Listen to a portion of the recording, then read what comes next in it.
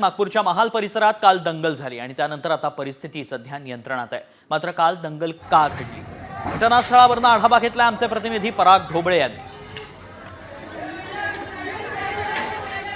मी आहे सध्या महाल परिसरातील छत्रपती शिवाजी कॉमस्कोर नुसार आता isakal.com आहे देशातील नंबर 1 ची मराठी न्यूज वेबसाईट। प्रत्येक अपडेटसाठी isakal.com ला नक्की भेट द्या।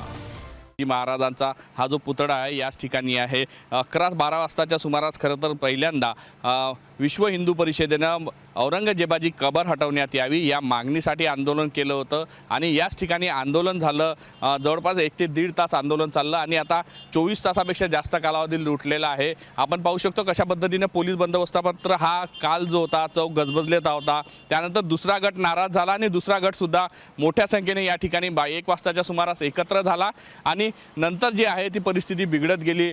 सायंकाळ होता होता ही परिस्थिती इतकी चिघळली की या भागामध्ये पुन्हा रात्री जो आहे तो जमाव जो होता तो एकत्र झाला। ज्या ठिकाणी हा चिटणीस पार्क आहे हा तो पुतळा आहे आणि याच्या बाजूला म्हणजे उजव्या बाजूला जो भाग दिसतो याच ठिकाणी जे आहे खरं तर जो आहे सगळा दंगल काल पेटलेली होती।